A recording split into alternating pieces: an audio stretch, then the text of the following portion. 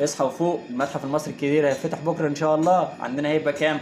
يبقى 1 نوفمبر 2025 افتتاح اكبر متحف على مستوى العالم لحد يومنا هذا، وصعب اللي هو يتكرر كتير لانه بيضم حضاره واحده بس. طيب ده اكبر مساحه. طب مساحته كام بقى ده؟